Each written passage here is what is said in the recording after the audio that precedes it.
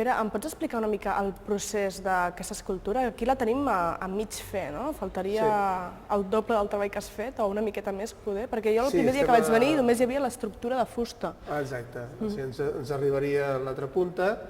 És una peça que per dintre està tot encavallada de fustes, perquè vagin tocant les diferents parts. A l'esquelet, diguéssim, està muntat, no? Sempre havia treballat en planxa de guix i aquesta vegada he treballat en pla dur, que té el mateix rendiment i a més pesa molt menys.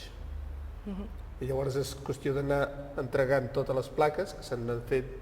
Partint d'aquesta peça s'ha fet unes plantilles, i aquestes plantilles són les que donen aquesta forma i aquesta, i van entregant totes les plantilles, van ajuntant i a través d'aquí va sortint tota la peça cap al final. I com treballes en funció, la llum et va seguint a tu, com vas evolucionant amb... Aquí el defecte gros és que treballes en blanc. Nosaltres quan estem a mitja peça, aquesta peça la pintarem amb terra o pintarem amb fang perquè puguis veure tots els volums, perquè el blanc et falseja molt els volums. I llavors el que és important és anar bellugant la llum, o sigui, les llums com menys quietes siguin, perquè una llum cenital sempre ens donaria la mateixa llum, i depèn de la cara en què estiguis treballant, bellugues la llum cap a un cantó, bellugues cap a l'altre, i et donen les sombres i les formes que tu creus que siguin. És més important que la llum vingui suelta. Entre l'Henry Moore, el concepte d'Henry Moore i el concepte de Julio González, tu trobes que hi ha uns camins que no s'han tancat, sinó que són els camins que els artistes t'obren. A partir d'aquí tu intentes jugar amb aquests conceptes, concepte de buit, el concepte ple, el concepte de ritmes, conceptes de moviment, que fa aquests dos elements que serien cos i cap, i a veure com hi pots jugar, com feia l'Henry Moore. A partir d'aquí tu busques el teu propi llenguatge. El teu propi llenguatge surt d'una cosa esporàdica, d'un moment determinat, de veure aquest concepte que hi ha generacional, perquè els avions semblen ocells i els ocells semblen avions, vull dir, aquest joc que és semàntic tan senzill et porta a buscar uns ocells que tinguin punts de fuga, com tindria l'avió. Al ser escultura, al ser volum important, has d'aconseguir que aquesta sensació de pes, aquesta sensació de volum que té el bronze i sensació mental de pes, que tingui aquesta sensació de lleugeresa. Aquest és el desafiament. Un efecte contrari, busques l'equilibri també en el concepte, no? La matèria en el concepte, no? Exacte, i que tingui aquesta sensació de lleugeresa, un element tan bèstia com és un avió, i que tothom comprèn perfectament que un ocell s'aguanti, perquè és un element molt elegant, molt simple, i més la gavina, la proporció dels d'ales, i en canvi l'avió tens la sensació que allò no s'aguanta. És traspassar aquesta sensació en els ocells i que s'aguanti. I aquest és el joc que vas mantenint, aquest diàleg entre tu, el volum, l'element, el que has triat en aquella època, és una conjugació d'elements que et porta a fer una peça que esperes que sigui grossa, tingui 5 metres i doni sensació de vol. Realment buscar l'equilibri en aquestes dimensions és bastant complicat, no? Sí, aquest és el joc. Podríem dir que és la simplesa del planteig d'un escultor. Aconseguir que una peça de 10 metres, de 5 metres, tingui aquesta elegància i aquest ritme que no doni una sensació d'ofec. I quan ja ho aconsegueixes, ja estableixes un nou cànon per tu, o aquest cànon sempre va canviant en funció del nou repte, en funció de la nova forma, en funció de les noves dimensions, o parteixes ja d'un cànon propi que ja has trobat a partir d'aquestes síntesis, aquests processos mentals, materials...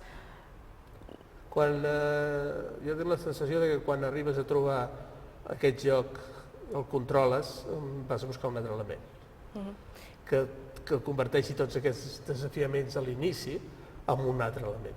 I amb l'escultura hem vist els centaures, hem vist els àngels, hem vist els ocells, hem vist figures humanes, les dones, i què podríem veure més? Buscant aquest nou cànon o aquest nou desafiament? Això pot ser de la mateixa manera que és casual el fet que fes uns ocells, pot ser que es faci un element nou, que és casual que es fes centaures per haver caigut a Nova York i veure la cabra de Picasso, que es faci un element nou. Vull dir, aquest és el repte, aquest és el joc, i aquest és el que ens manté amb un dinamisme i amb un concepte de buscar aquests elements que a nosaltres ens apassionen, que són el buit i el ple. Aquí veuríem l'inici del vol ja, de l'ocell? Sí, aquest seria, si és que les peces tenen darrere, aquest seria el darrere de la peça. L'escultura, la desavantatge i l'avantatge que té és que té múltiples facetes i molts punts de vista. Llavors tot això és molt important. Però per mi no són ocells. Per mi neix d'una conversa que la meva filla era molt petita i em diu que aquest ocell sembla un avió. És que això canvia tot un concepte generacional de lo que era un avió que semblava un ocell. Sí, i a més, a part d'aquest concepte del vol, que ja ve de la teva filla, el podem relacionar també amb la sèrie dels àngels.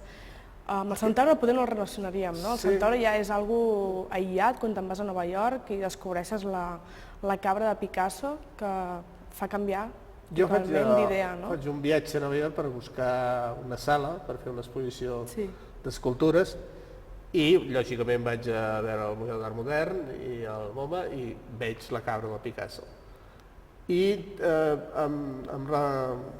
m'afirma una predicció, una forma de pensar que havia tingut sempre, que des de Nova York veus una exposició i no saps si el personatge és japonès, és holandès o és català.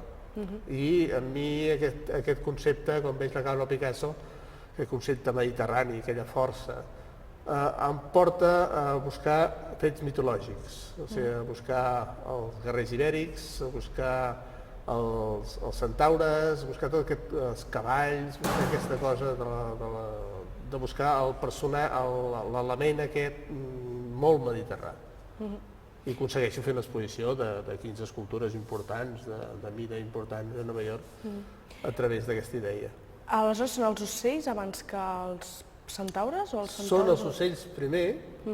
Primer van ser un grup, lògicament, quasi tots els artistes primer són dones, després a partir de les dones neixen els ocells, a partir dels ocells neixen els guerrers ibèrics i llavors, lògicament, acabo alant els guerrers, fent una simbiosi de la primera època dels ocells i l'actual aquesta de Nova York, que eren els guerrers ibèrics, i acaben sent àngels.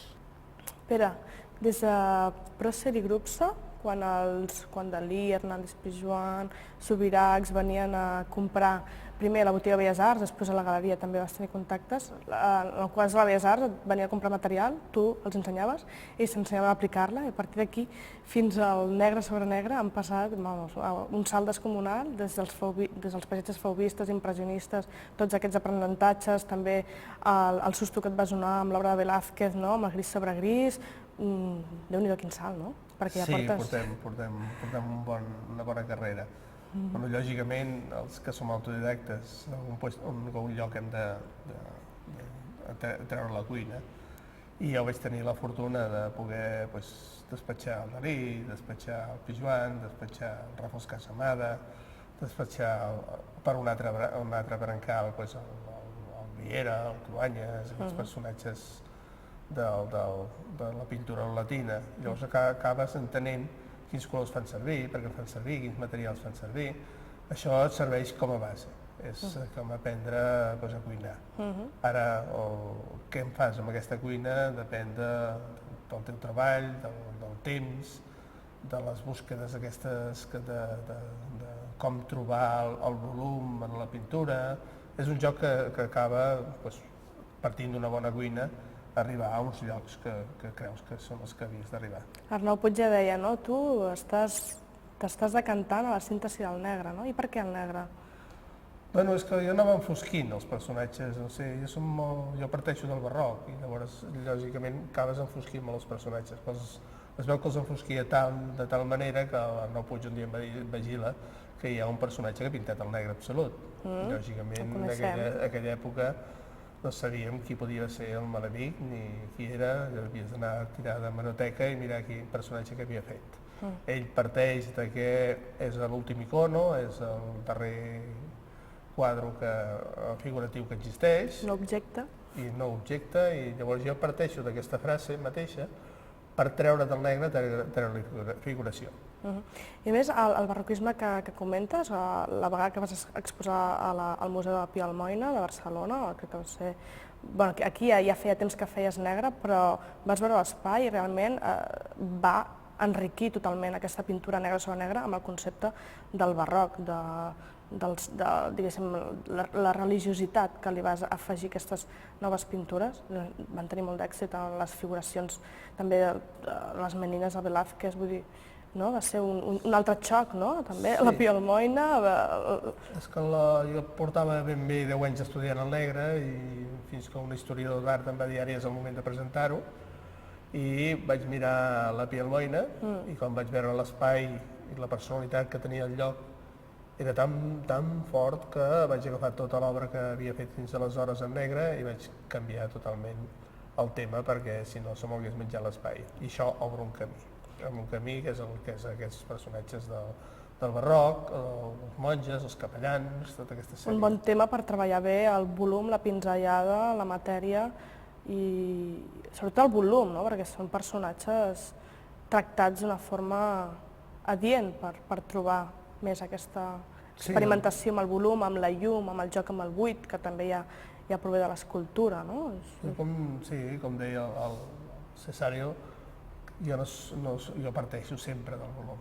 Jo entro en el món de l'art a través de la joieria i entenc primer el baix relleu i el volum abans que la pintura. O sigui, jo no sé si he entès mai la pintura. Abans del barroquisme havies treballat la sèrie dels Mars. El Mar és posterior a la Pi Almoina.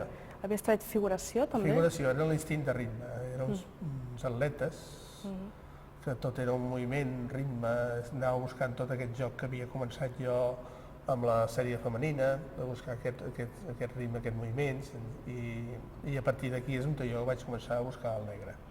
Hi ha molts punts d'inflexió entre les diferents sèries que has fet, no? Perquè des del ritme, d'on provenies per començar amb el repte intempestiu del ritme, amb el negre sobre negre i sobre la tela, no? Possiblement era el més escultòric. Era més escultòric l'instint de ritme que la sèrie barroca. Aleshores, a partir de la Pi Almoina aconsegueixo diferenciar una miqueta el que és pintura amb el que és escultura. Aconsegueixo separar-la. I a partir de la Pi Almoina, que ja és la sèrie negra, ja entra la sèrie del mar, ja queda separada totalment. Sí? Aquí hi ha més pintura que escultura en la sèrie del mar? Aquí és més pintura. Podríem dir que és d'un element abstracte, acaba sent un element figuratiu. O sigui, quan es treballa aquesta peça, es treballa com a concepte abstracte. És el color, la llum, el no color, la llum i la llunyania la que et dona la figuració. Per a l'última obra de Negre sobre Negre, el quadre de Sarajevo, la teva màxima síntesi actual, no? Sí, és una peça que portava molt de temps amb ganes de fer-la, tenia sempre present, i recordo que l'explicació que es donava d'aquesta guerra, que és una guerra que és cruel, que és molt cruenta, però que de vegades un petit detall és el que et frapa i el que et dona fondo per poder fer un quadre d'aquest estil. Sé que van caure dos abusos en el mercat, la gent estava comprant d'una manera tranquil·la, la gent normal, de carrer, un dia quotidià, i que explicaven per les notícies que hi havia una nena que li estava dient a la seva mare que havia perdut la mà, que la seva mare li ajudés a buscar la mà. Aquella frase està aquí, que és el que belluga aquest quadre. Però aquest impacte que m'estàs parlant ara, que et va ajudar a crear aquesta peça, també va ajudar que acumulessis tota la teva trajectòria en una sola obra, perquè aquí podem trobar referències des del barroc, des del dibuix, des de l'escultura, podem trobar una síntesi en quant... Sembla que tornem als ritmes també, amb aquests moviments constants, amb el canvi de pinzellada, no? Sí, i aquí el que he buscat és que a més hi hagi com boira, no? Boira de l'explosió, elements trencats, rascat, aquella sensació que tens quan es rebenta una casa, que queden uns filaments del formigó sueltos. Tot això està posat aquí. Aquest ve perquè se'm demana una exposició a Can Arenas i decideixo posar un quadre. El tema és la guerra, em ve automàticament aquest món al cap, i allà és on l'Arenas va pintar un quadre meu, el meu retrat. Jordi Arenas. Jordi Arenas. El teu primer mestre, no? Aquí ve la síntesi d'aquell moment fins ara. Aquí és un compendi d'elements que han anat treballant amb la sèrie negra, estan tots reflexats aquí. Perquè si abans m'estàs parlant de l'abstracció del mar que teníem aquí, que era com per primera vegada sorgia la plasticitat, o sigui, quan feies el canvi de l'escultura a la plàstica, aquí trobem la figuració al principi, amb tots els personatges que assistien al mercat aquell dia, no? Aquestes rascades inclús, que és marca de poder del teu sofriment, poder, quan dius allò que el negre expressa la meva forma de ser, realment aquí també... El negre m'ajuda en aquesta temàtica, però no com a temàtica negra, sinó m'ajuda a entendre el volum que representa aquest moment d'esclat.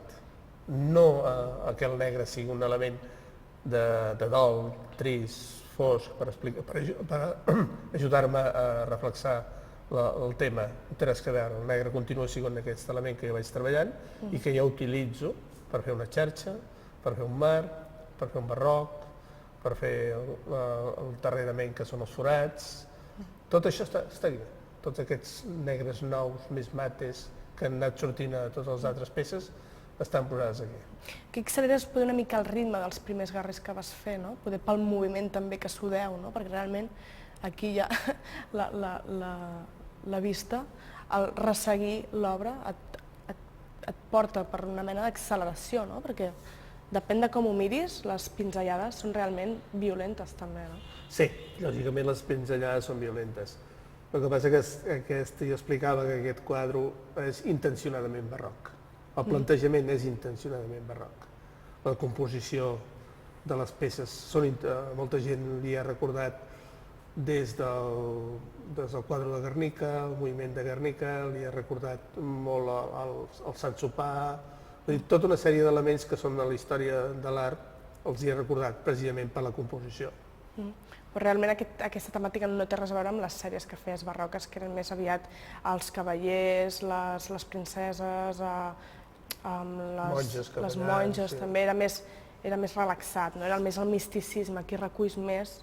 Sí, allò era intencionadament la sombra del passat, el que ens precedia a nosaltres, aquests reis, aquests monges, aquests capellans, és intencionadament la sombra del passat. I això és l'actualitat. I això és l'actualitat. Més violenta, avui en dia. Això és una més accelerada. Més violenta i a més és un quadre que lògicament quan un quadre t'hi sents bé, t'hi abralles, el pateixes, el disfrutes, t'il·lusiona, hi ha tot aquest bloc en aquest quadre succeït. I hauràs de continuar buscant aquests temes d'actualitat impactants que ens som sobtats cada dia per seguir amb aquesta...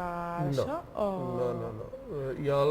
Quan nosaltres venim d'una època que anava en contra del general, hi ha molta temàtica d'aquella època que en aquest moment seria pamfletària. Això és perquè se'm va demanar un quadre per un determinat tema, que era la guerra, i era un quadre que jo tenia al cap que el dia que el pogués fer el faria, i això em provoca a fer-lo, però no perquè això engegui una demanda. Tornarem a veure un altre canvi amb la pintura? Espero que hi hagi un altre canvi. Espero que tot aquest joc que ha donat aquest quadre el doni per una altra temàtica.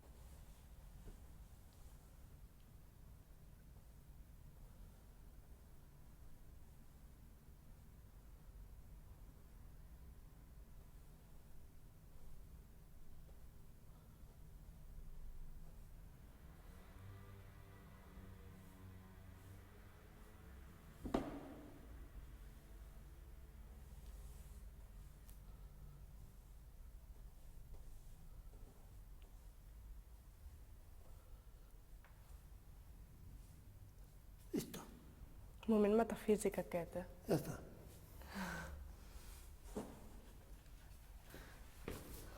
Uau! Uau! Uau! És monstruós, eh? Depèn de com el miris. Hòstia, em faig por. És superbarroc. Clar,